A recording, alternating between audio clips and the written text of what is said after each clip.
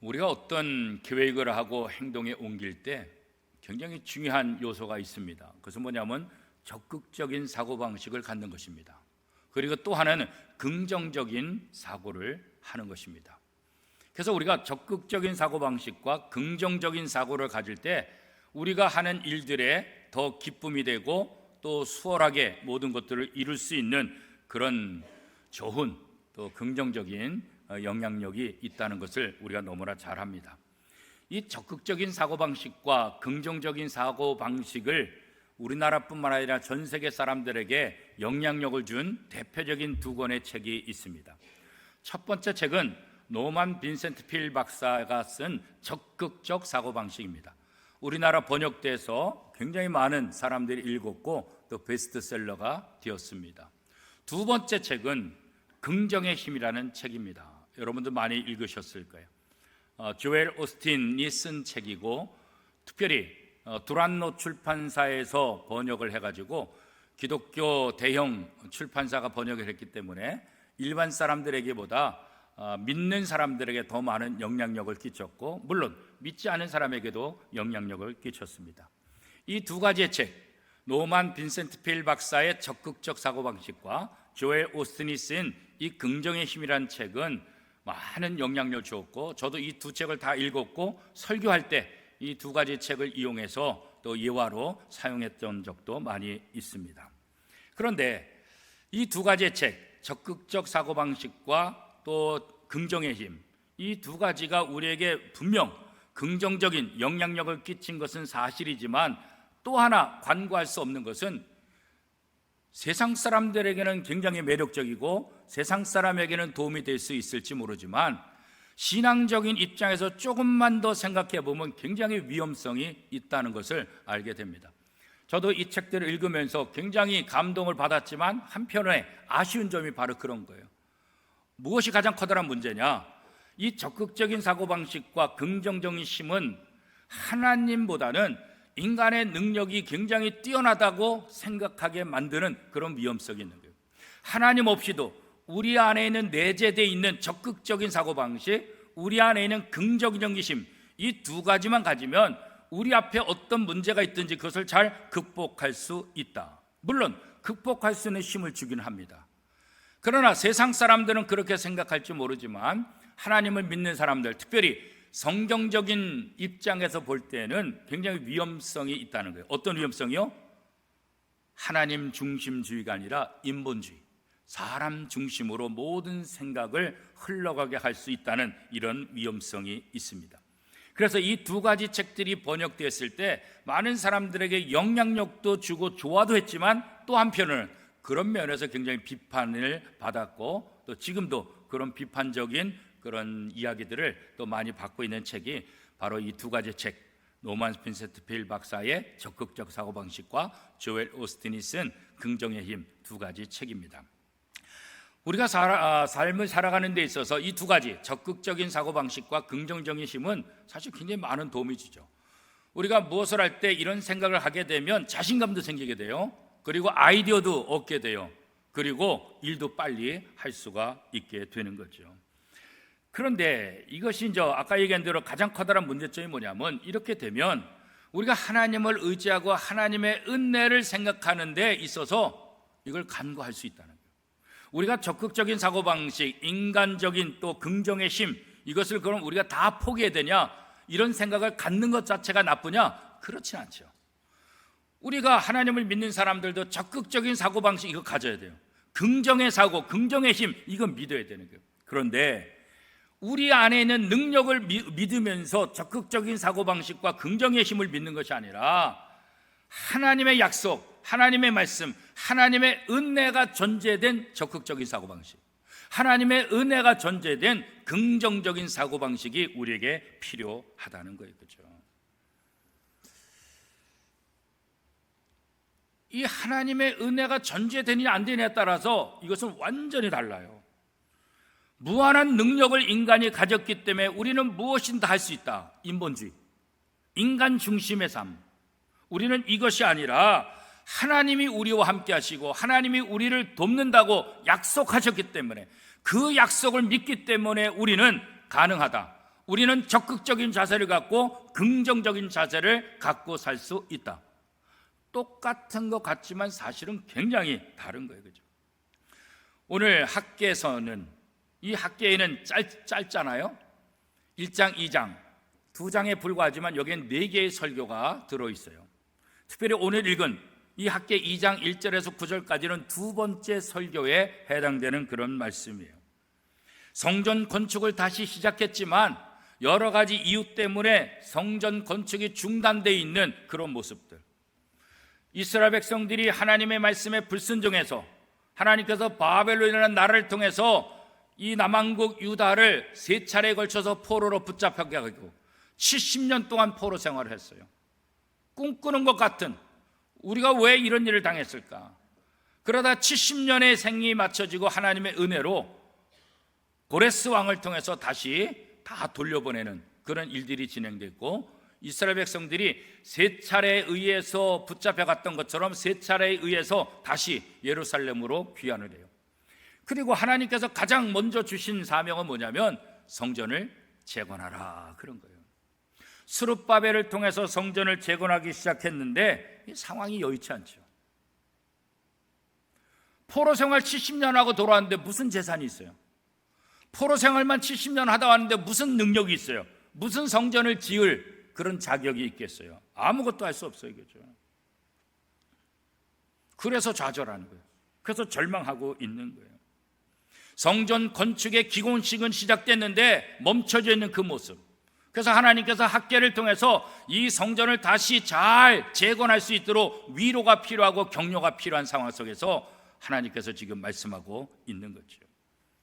하나님의 약속의 말씀을 믿고 두려워하지 말라, 염려하지 말라, 걱정하지 말아라. 이것은 우리가 신앙생활하는 것뿐만 아니라 우리의 삶의 원리 중에서도 굉장히 중요한 원리로 우리가 생각해야 될 부분들입니다. 성도는 자신이 갖고 있는 자신감으로 용기를 내는 것이 아니라 믿음으로 용기를 내야 되는 사람들이에요. 보이는 환경과 물질과 사람의 움직임 때문에 힘을 내는 것이 아니라 보이지 않는 하나님의 약속, 그 하나님을 바라보면서 우리는 용기를 내고 자신감을 가져야 되는 거예요. 스룹바벨 시대, 성전이 건축되는 과정 속에서 바벨론 포로 생활에서 돌아온 대제사장들, 장로들, 나이가 70이 넘은 사람들, 이 사람들은 바벨론 포로로 붙잡혀갈 때 무너졌던 그 성전이 아니라 그 이전에 성전의 모습을 기억하고 있잖아요. 어느 때의 성전이요? 솔로몬이 지었던 성전. 400년, 500년 동안 솔로몬이 지었던 그 성전을 지금까지 지켜왔고 70이 넘은 사람들은 그것들을 봤잖아요. 거기서 예배를 드렸잖아요. 그렇죠? 그런데 바벨론 포로 생활 70년 하고 돌아와서 스룹바벨을 통해서 성전 기초를 쌓는데 이건 너무 초라한 거예요.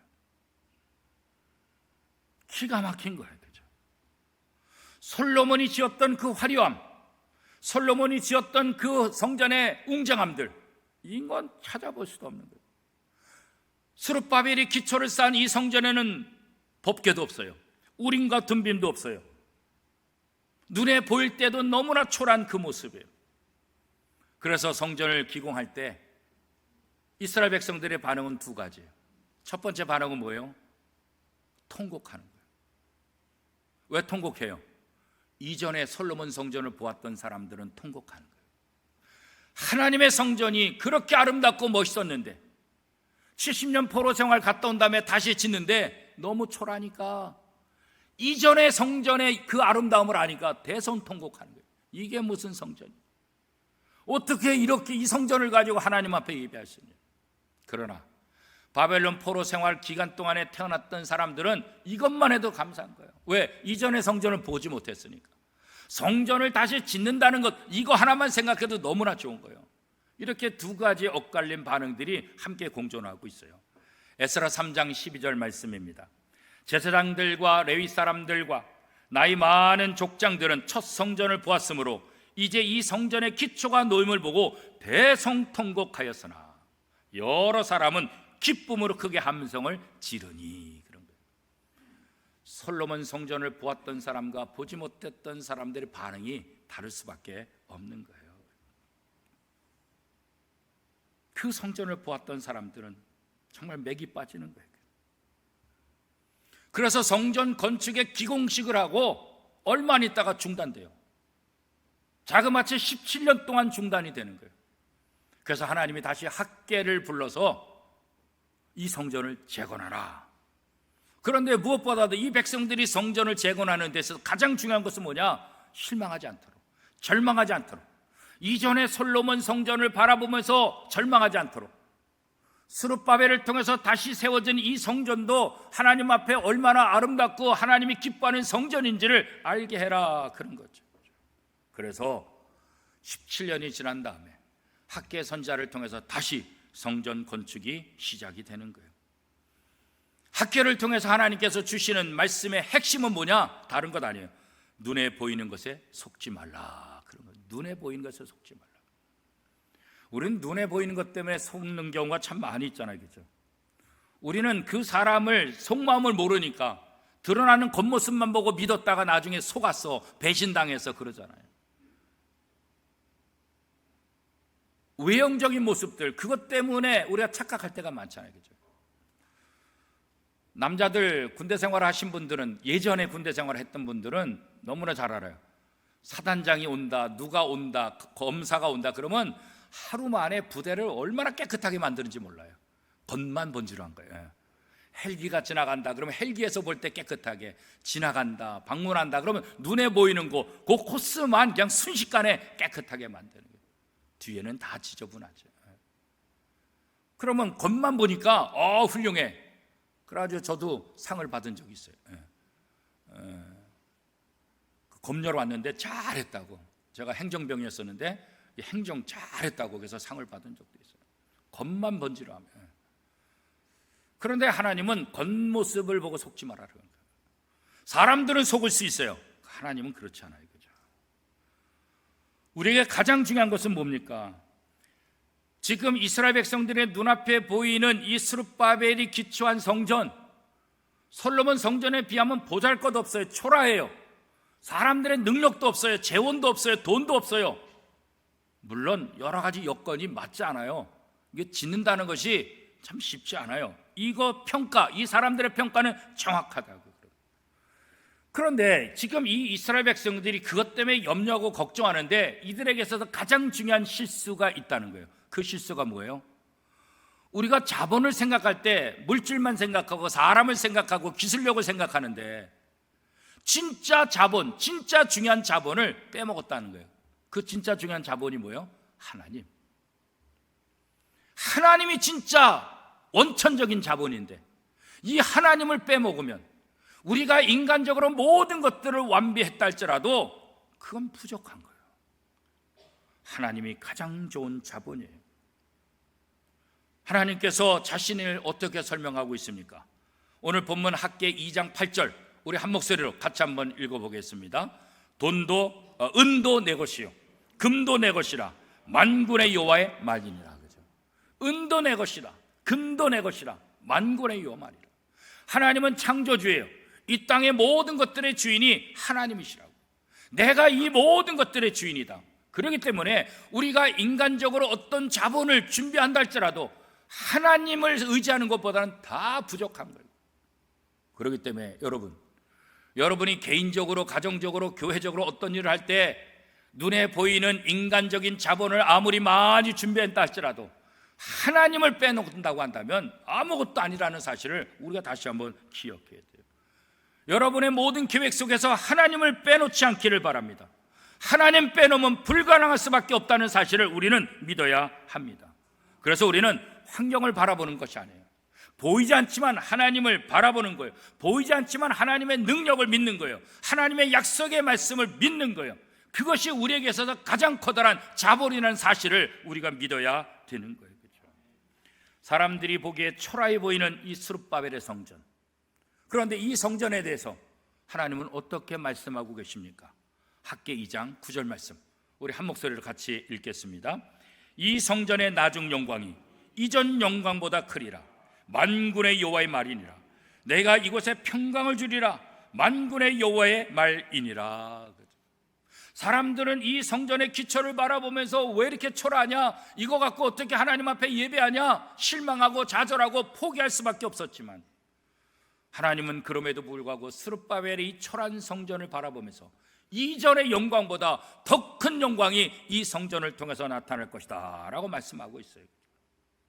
우리가 무슨 일을 시작할 때, 야, 이거 진짜 뭐 될 법하냐, 이거 정말 가능하냐, 우리가 그런 생각을 하잖아요, 그죠?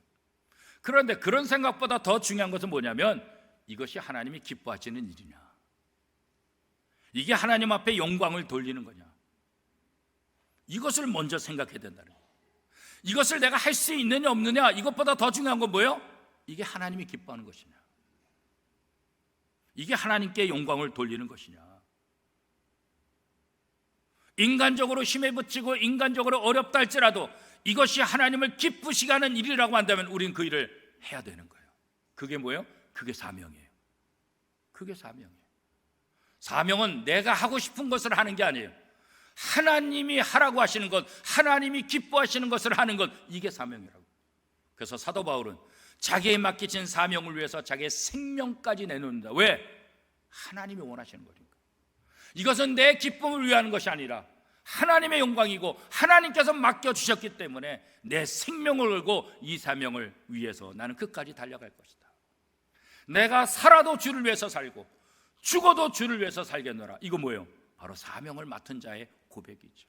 내 유익이 얼마나 되냐, 내가 원하는 것을 얼마나 얻느냐, 이것이 아니라 하나님께서 내게 주시는 사명은 반드시 완수해야 된다는 사실을 사도 바울은 너무나 잘 알기 때문에 그런 고백을 하고 있는 거예요. 하나님은 세상의 약한 자들을 통해서, 미련한 자들을 통해서, 멸시받고 천한 사람들을 통해서 세상의 위대한 자들, 세상에 능력 있는 사람들을 부끄럽게 하시겠다 말씀하고 있잖아요. 고린도전서 1장 27절에서 29절까지 말씀입니다.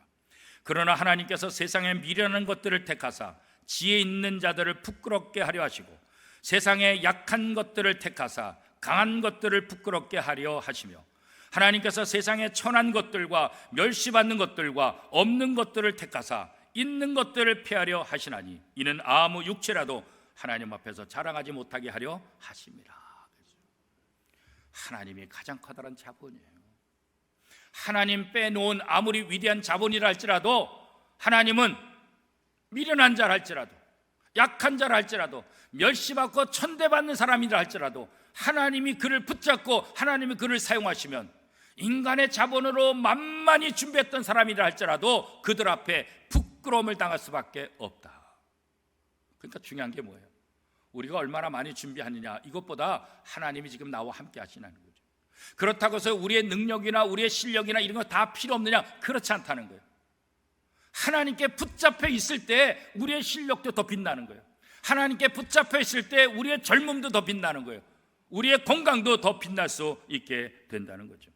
그러므로 성도들은 적극적인 사고방식과 긍정적인 힘을 믿는 것이 아니라 하나님을 믿는 거예요.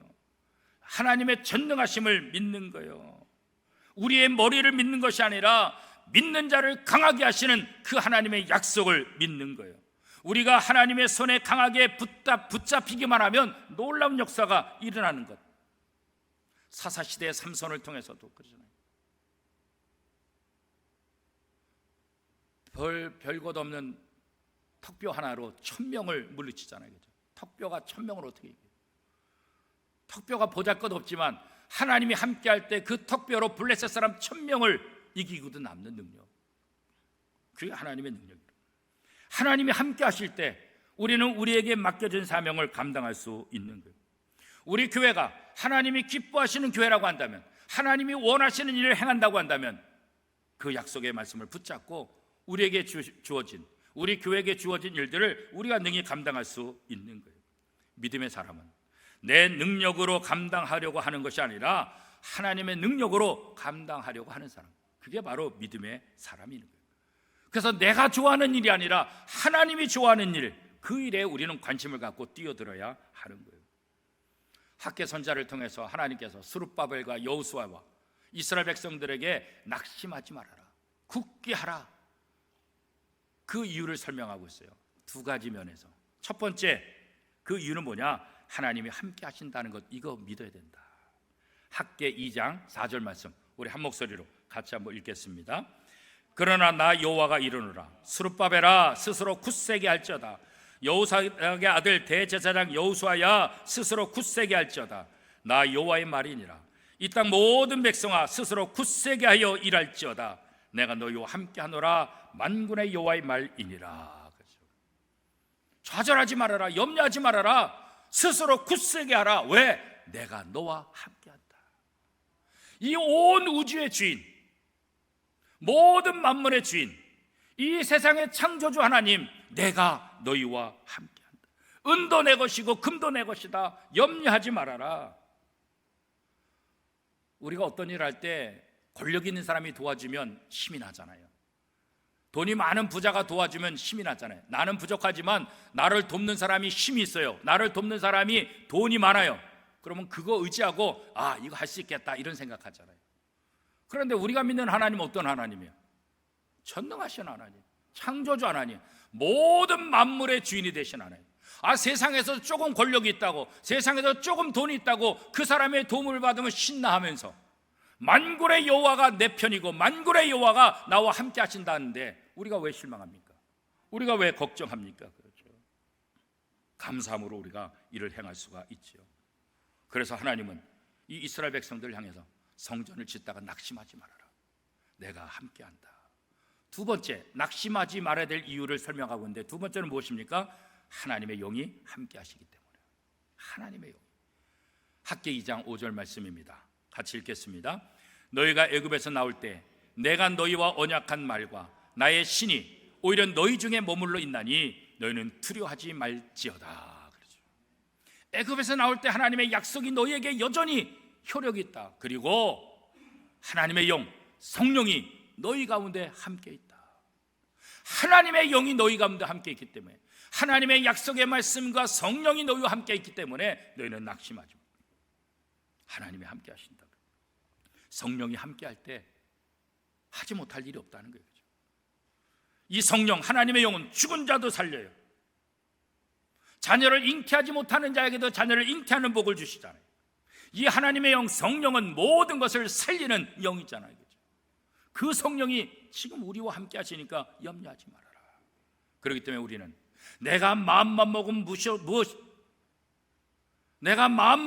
무엇이든지 할 수 있다, 이런 자신의 자신감, 자신의 능력을 의지하는 것이 아니라 나는 부족하고 연약하지만 만군의 여호와 하나님, 모든 것의 주인이신 하나님이 지금 나와 함께 하신다. 나의 하나님이다. 나를 돕는다. 그렇기 때문에 나는 무엇이든지 감당할 수 있다. 이 믿음이 저와 여러분의 믿음이 될 수 있기를 원합니다. 우리가 무엇을 가졌기 때문에 자신감을 갖는 것이 아니라 나는 아무것도 없지 할지라도, 부족하다 할지라도 전능하신 하나님이 나와 함께 하시기 때문에 갖는 자신감, 이게 바로 믿음입니다. 여러분은 어떤 일을 지금 하고 계십니까? 직장에서 여러분이 맡은 일은 무엇입니까? 한 가정의 가장으로서, 또 한 부서의 책임자로서, 한 회사를 경영하는 경영자로서, 또 목사로서, 장로로서, 안수립사로서, 권사로서, 구역장으로서, 찬양대원으로서, 교학교 교사로서, 남선교회 여전도회 임원으로서 우리가 해야 될 사명들이 있지 않습니까? 우리는 종종 자신의 모습을 바라보면서 나 이거 감당하지 못해요, 나는 부족해요, 그렇게 얘기할 때가 얼마나 많아요. 그건 겸손이 아니에요. 그건 불신앙이에요. 왜? 하나님을 보지 않으니까, 내 모습만 바라보니까. 믿음의 사람은 내 모습을 바라보는 것이 아니라 나와 함께 하시는 전능하신 하나님, 그 하나님을 바라보는 거예요. 그래서 하나님께 내게 맡겨준 사명, 내가 능히 감당할 수 있다. 하나님의 일, 하나님이 기뻐하시는 것, 하나님께서 맡겨주신 일, 나는 부족하지만 하나님이 함께 하시기 때문에 능히 감당할 수 있다. 이런 고백을 하시고 여러분의 삶 속에서 낙심은 벗어버리기를 축복합니다. 스룹바벨의 기초를 세우고 세워진 성전은 정말 인간적인 눈으로 보면 초라한 성전이에요. 그러나 그 성전엔 이전의 영광보다도 더 커다란 영광이 나타나게 될 것이다. 마지막에 나타날 그 영광은 뭐예요? 예수 그리스도를 통한 하나님의 나라, 하나님의 나라. 눈에 보이는 성전이 아니라 이제는 눈에 보이지 않는 하나님의 나라, 그 나라를 바라보며 살아가는 거예요. 우리 안에 성전이 있잖아요. 너희 안에 성령이 너희 안에 계신 것을 알지 못하니, 너희가 성령의 전, 너희 자신이, 너희 마음이 성전인 것을 알지 못하는 거죠. 보이지 않지만 우리 마음에 성전이 있다고요. 우리는 이 성전을 세워나가는 사람이에요. 보이지 않지만 하나님의 나라가 있다고요. 그 하나님의 나라를 세워나가는 것, 이것이 우리의 사명이에요. 보이는 성전을 위해서 더 이상 일하는 것이 아니라 보이지 않는 하나님의 나라를 바라보며 하나님이 기뻐하시는 그 일을 감당하는 것, 이것이 바로 우리가 해야 될 일들인 거예요. 고린도후서 4장 18절 말씀입니다. 우리가 주목하는 것은 보이는 것이 아니요 보이지 않는 것이니 보이는 것은 잠깐이요 보이지 않는 것은 영원함이라. 그런 거죠. 하나님의 나라 보이지 않아요. 우리 마음 보이지 않아요.